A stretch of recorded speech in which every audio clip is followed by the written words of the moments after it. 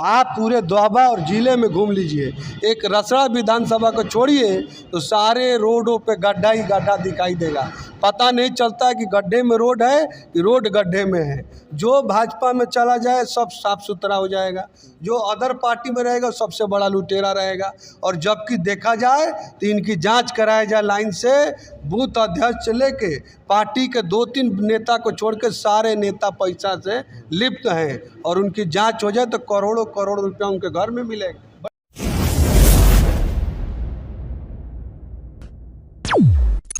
नमस्कार। तो लगातार उत्तर प्रदेश की दौर चालू है और इस चालू दौर के संदर्भ में आज हम लोग पहुंचे हैं बैरिया विधानसभा। जब बैरिया विधानसभा पहुंचते हैं तो यहाँ पे अंगद कुमार मिश्रा फौजी जी का नाम सुनने में आता है, और फौजी जी आज मेरे साथ हैं। सर, बहुत बहुत स्वागत है आपका। आपकी पार्टी किस मुद्दे पे इस बार चुनाव लड़ रही है उत्तर प्रदेश में? धन्यवाद पत्रकार महोदय जी। मेरी पार्टी गरीब, शोषित, वंचित, दलित और हर समाज के जो गरीब लोग हैं उनकी लड़ाई लड़ रही है। और हमारी पार्टी का मूल उद्देश्य ये है कि विकास। हम लोग जो है जातिवाद के, पंथ के, धर्म के राजनीति नहीं करते हैं। हम लोग हिंदू बनाम मुस्लिम के राजनीति नहीं करते हैं। हम किसी का तुष्टीकरण का राजनीति नहीं करते हैं। हमारा मात्र एक उद्देश्य है, क्योंकि जिस समाज से बहन मायावती जी आती हैं, उन्होंने जिस गरीबी को झेला है, जिस दलित बस्ती में रहकर पढ़ाई किया है, उनका एक ही उद्देश्य रहता है कि जब भी हम सत्ता में आए उसी वंचित लोगों के लिए भलाई का काम किया जाए। उसी उद्देश्य लेकर हम लोग लड़ाई लड़ रहे हैं। चलिए, इस बार आप यहाँ से पार्टी के टिकट की दावेदारी कर रही हैं। अगर आपको पार्टी टिकट दे भी देती है तो लोग आपको वोट क्यों देंगे?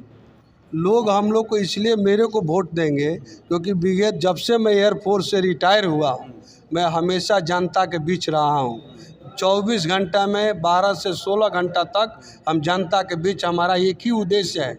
हमारा कोई व्यवसाय नहीं है, कोई हमारा धंधा नहीं है जिसके पीछे हम भागते हैं। यहाँ पे जितने लोग नेता हैं सबका कुछ न कुछ धंधा चलता है, व्यवसाय चलता है। जिस दिन उनका टिकट मिले तब तक तो रहेंगे, जिस दिन टिकट नहीं मिला वो अपना झंडा व्यवसाय अलग रख देते हैं, धंधे में लग जाते हैं।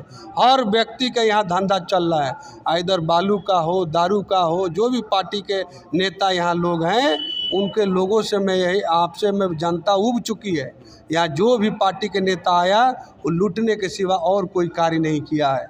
इस बार जनता को मैं आग्रह किया हूँ और जनता का भी विश्वास मिल रहा है कि हम लोग फौजी को वोट देंगे। सबको देखा है, एक बार फौजी को देखेंगे। जब फौजी शब्द आती है तो दिल में अलग उमंग उठती है, और फौज से राजनीति का सफर, ये कैसे? मैं एक बात बताना चाहता हूँ। फौजी राजनीति करना नहीं चाहते हैं? नहीं, फौजी सब कुछ करना चाहते हैं। आपको एक बताना चाहता हूँ कि जब बाढ़ आ जाती है तो फौजी को याद किया जाता है, जब साइक्लोन आता है तो फौजी का याद आ जाता है, जब देश पे कोई भी आपातकाल स्थिति आती है तो उस वक्त फौजी आता है। तो मैं भी एक थाना हूँ कि केवल ऐसी परिस्थिति में ही नहीं फौजी को याद करना चाहिए। यदि एक बार मौका मिल जाएगा तो यहाँ पे एग्जाम्पल बन कर दिखाया जाएगा कि फौजी केवल फौज का नौकरी नहीं कर सकता है, दोआबा में रहकर विकास भी उसी तरह से करेगा जिस तरह से देश भावना में रहकर देश के सेवा करता है। जब बात किया जाए तो वर्तमान में यहाँ पे सत्ता पक्ष के विधायक जी हैं और बड़ा काम किया है, क्योंकि भाजपा का दावा है कि यूपी में बहुत परिवर्तन हुआ है, गड्ढा मुक्त उत्तर प्रदेश बना हुआ है, रामलला को लाए हैं। उसके बाद क्या मुद्दा बच जाता है आप लोग का चुनाव लड़ने का? मैं एक चीज़ बताना चाहता हूं कि 15 जून 2017 उत्तर प्रदेश के मुख्यमंत्री माननीय योगी जी ने बोला था, क्या बोला था कि 15 जून 2017 तक पूरे प्रदेश के सड़क जो सरकार के द्वारा निर्मित हैं वो सब गड्ढे मुक्त हो जाएंगे। आप पूरे दोआबा और ज़िले में घूम लीजिए, एक रसड़ा विधानसभा को छोड़िए तो सारे रोडों पे गड्ढा ही गड्ढा दिखाई देगा। पता नहीं चलता कि गड्ढे में रोड है कि रोड गड्ढे में है, आपको खुद पता चल जाएगा। और जो रामलला की बात करते हैं वो आस्था का केंद्र है, सारे हिंदुओं को मानने वाला जगह है, हिंदुओं का देवता है। उनको ये लाए हैं कि इनको राम लाए हैं, ये पहले क्लियर कर लें। और माननीय सुप्रीम कोर्ट के न्यायालय के द्वारा जजमेंट कोई चीज़ हुआ है उसको आप छीन कर बोले कि मैंने कराया है, तो फिर सुप्रीम कोर्ट पर अविश्वसनीय होगा। लोग नहीं मानेंगे कि ये इनके कहने के इशारे फिर चला है सुप्रीम कोर्ट। पहले ये सिद्ध कर दें कि हमारे अनुसार सुप्रीम कोर्ट ने ऑर्डर दिया, तो फिर जनता समझ जाएगी कि जो स्वतंत्र बॉडी है, पहली बार इतिहास में ऐसा हुआ है कि सुप्रीम कोर्ट के 4 जज प्रेस मीडिया में आकर और बोला था कि मेरे ऊपर सरकार का प्रभाव चल रहा है, इससे हमको बचना है और इसको सरकार को बचना चाहिए। पहली बार इतिहास में हुआ है, आपको भी पता होगा, तो आपको उसी लिए मैं बताना चाहता हूँ। जब बात आपकी पार्टी की होती है सर, तो एक तरफ भाजपा वालों का जो आज का दवा, देखिए 2007 में आपकी सरकार थी, 7 से 11 जब तक चली, उसके बाद सपा आ गई, सपा भी काम की, नो डाउट, कोई कमी नहीं है। लेकिन जनता पिछली बार आप और सपा दोनों लोग साथ मिलकर लड़े, फिर आपको नकार दी, तो क्या उम्मीद किया जाए, जनता इस बार आपको स्वीकार रही है? आप जिस तरह से ये लोग जुमलेबाजी करके उत्तर प्रदेश में सरकार बनाए हैं, इधर बेरोजगारी का वादा किए, 2 करोड़ रोजगार नहीं मिला, जो महंगाई का वादा किए कि हम कम करेंगे, आज महंगाई चरम सीमा पे है। जो शिक्षा का बोले थे कि हम शिक्षा उत्तम बनाएंगे, आज शिक्षा का नर्क में जा रहा है। केवल एक इनके पास बीमारी है जो बोलते हैं कि हर चीज़ क्या करे, कोरोना आ गया। बट इनकी जो फल अच्छे दिन का वादा किए, बट आपको पता होना चाहिए कि इनके जितने नेता हैं सबको अच्छे दिन आ गए हैं, और जो जिसका अच्छे दिन नहीं आया है वो जनता है। और जो बचता है इनका लास्ट उपाय, मुस्लिम बनाम हिंदू, कहीं दंगा कराकर, कहीं जो है उल्टा सीधा काम कराकर हिंदू बनाम मुस्लिम कर दे, ताकि हिंदू यूनाइटेड हो जाए और हम लोग वोट ले लें। एक यही पार्टी का अभी चल रहा है। अभी देखिए कैराना में अमित शाह जी वहाँ से प्रचार शुरू किए, क्यों किए? क्योंकि वहाँ पे कुछ लोगों को मुस्लिम द्वारा प्रताड़ित किया गया था। ये बात सत्य है कि सत्य है, वो बोलते हैं कि उनको घर से पलायन कर दिया गया और उनको हमारी सरकार ने वहाँ लाकर बसाया है, तो वहीं घर से शुरू किए हैं ताकि ये लोग हिंदू बनाम मुस्लिम हो, ताकि हमको फ़ायदा हो। विकास के बात पे लड़ाई नहीं लड़ रहे हैं। आज जहाँ भी देखिए बात होता है तो 80 बनाम 20 का होता है, हिंदू बनाम मुस्लिम का होता है। कहीं आप ये नहीं सुने होंगे कि हमने महंगाई कम किया, हमने रोड का अच्छी स्थिति करा दिया, हमने जो जब बात करते हैं तो दावा होती है कि पूर्वांचल एक्सप्रेसवे है, पूर्वांचल एक्सप्रेसवे हुआ, पूर्वांचल के लिए एम्स मिला, कई सारी योजनाएं की बात होती है। वहीं अखिलेश जी कहते हैं कि पूर्वांचल मेरा है, मेट्रो मेरा है, और वहीं आपकी पार्टी केवल हाथी बनाई थी। ऐसी बातें सुनने को मिलती है। आपको बताना चाहता हूँ पत्रकार महोदय, ये लोग सारे लोग नकल किए हैं। आप हमारा चले जाइए, दिल्ली से आगरा एक्सप्रेसवे है, उसका नकल देख लीजिए। अभी दोनों एक्सप्रेसवे तुलना करेंगे तो सबसे उत्तम यदि कोई एक्सप्रेसवे का नाम आएगा तो हमारा जो है आगरा एक्सप्रेसवे का आएगा। इसके बाद आप जो बात करते हैं मूर्ति बनाने का, ये भाजपा सरकार 3000 करोड़ का वल्लभ भाई सरदार पटेल का मूर्ति बनवाया है। आप उसका बात नहीं करेंगे, बट एक शब्द बहन जी ने उसके खिलाफ नहीं बोला। क्यों? क्योंकि वो महापुरुष थे, उनके नाम का मूर्ति बनना चाहिए। जो हमारे पार्टी ने मूर्ति का निर्माण किया वो इसलिए किया, पूरे विदेश में ढूंढ लीजिए, जितने देश हैं सब लोग अपने जो है महापुरुषों का मूर्ति बनाते हैं। क्यों? पता है कि जो आने वाली पीढ़ी होगी उसको मूर्ति को देखकर उसके बारे में जानकारी मिलेगा, उसको ज्ञान मिलेगा। ये दूसरे पार्टी का हम लोग विरोध नहीं करते हैं, बट बहन जी ने बनाया था तो इन लोगों को पेट में दर्द हुआ था। बट एक बार भी स्टेटमेंट देखिए, जब 3000 करोड़ का एक मूर्ति वल्लभ सरदार भाई पटेल को बनाए थे तो एक शब्द बहन जी ने नहीं बोला था। उस समय बहन जी का कोई बात नहीं बोला था। इस मुद्दे को जब हाईलाइटेड किया गया था तो इस मुद्दे पे राष्ट्रीय प्रवक्ता संबित पात्रा जी बोले थे कि बहन जी को हाथी को तोपने के लिए जब आदर्श आचार संहिता लगता है तो कई करोड़ का तिरपाल लग जाता है। तो ये बार बार की समस्या ना आपकी सरकार पैदा कर दी है? नहीं, बार बार की समस्या नहीं है। जो हमारा पार्क बना है उसी पार्क के राजस्व से सरकार का फायदा हो रहा है। जिसका ये विरोध किए थे, हजारों लोग उस आस्था के महापुरुष को देखने के लिए उस समाज के या अन्य समाज के लोग जाते हैं, देखते हैं। उसका पैसा आता है, कलेक्शन होता है, सरकार अपने जेब में रखती है, तो एक बार भी नहीं बोलती है उसका कलेक्शन हम ले रहे हैं। बट वो मूर्ति तो ज़रूर दिखाती है। ये 3000 करोड़ का लगकर वल्लभ भाई सरदार पटेल का मूर्ति बना था, तो उससे जो रेवेन्यू आ रहा है गुजरात सरकार का, उसको क्यों नहीं पूछ रहे हैं आप? उसके बारे में नहीं पूछेंगे, क्योंकि चूंकि भाजपा जो करे वो सब सही, दूसरा कोई हाँ नहीं दंग जो वही जो भाजपा में चला जाए सब साफ सुथरा हो जाएगा, जो अदर पार्टी में रहेगा सबसे बड़ा लुटेरा रहेगा। और जबकि देखा जाए तो इनकी जांच कराया जाए लाइन से, बूथ अध्यक्ष से लेके पार्टी के 2-3 नेता को छोड़ के सारे नेता पैसा से लिप्त हैं, और उनकी जांच हो जाए तो करोड़ों करोड़ रुपया उनके घर में मिलेगा। बड़ा बड़ा चैनल पे देखा जा रहा है कि आपकी पार्टी के सदन में मात्र 3 से 5 टिकट मिल रहा है, लेकिन एक समय था कि आप एक फैक्टर साबित हुआ करते थी बीएसपी यहाँ के लिए। तो इस चुनाव में क्या माना जाए, क्योंकि देखिए हम ग्राउंड पे काम कर रहे हैं और ग्राउंड से हम देख रहे हैं कि बीएसपी की स्थिति ठीक है। हम बड़े चैनल वाले नहीं हैं, छोटे चैनल वाले हैं, छोटे जगह पे बैठे हैं, प्लास्टिक के चेयर पे बैठते हैं, तो उतना लंबा बात तो नहीं है, लेकिन आपकी पार्टी की स्थिति ठीक है। तो कितना आप एक फैक्टर साबित हुए, किंग मेकर होंगी बहन मायावती जी या खुद किंग होंगी? आप कोई किंग मेकर का रोल नहीं निभाने वाली है बहन जी, सीधे किंग बनने वाली हैं और उत्तर प्रदेश के मुख्यमंत्री बहन जी बनेंगी। आप फिर आपसे मिलेंगे उस दिन भी यही बात बोलेंगे और आप खुद महसूस करेंगे, क्योंकि आप जिस प्रकार से पार्टी 2 है और 3 हमारी पार्टी है। बहुजन समाज पार्टी के हमारे माननीय सतीश मिश्रा जी वो हमेशा रैलियों में बोले हैं कि 23% जो दलित वोट है वो बहन मायावती जी के पीछे चट्टान की तरह खड़ा है।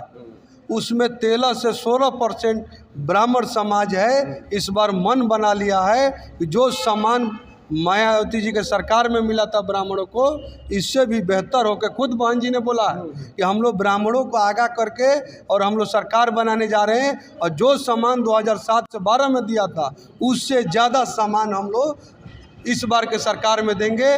तो पूरे ब्राह्मण समाज एकजुट हो गए हैं। और जिस तरह से मुस्लिम समाज हम लोग समझा रहे हैं मुस्लिम समाज को कि 7% से 8% तक पूरे यादव समाज है समाजवादी पार्टी में, और 20% मुस्लिम समाज उनके पीछे घूम रहा है।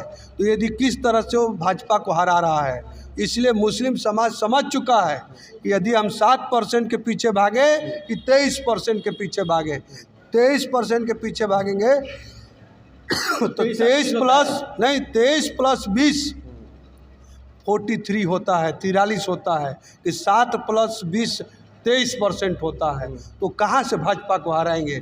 ये केवल मीडिया में है, क्योंकि हमारा जो वोटर है दलित समाज, जो हमारे लोग हैं वो लोग खेतों में रहते हैं। मीडिया खेत में नहीं जाती है, मीडिया झुग्गी में नहीं जाती है।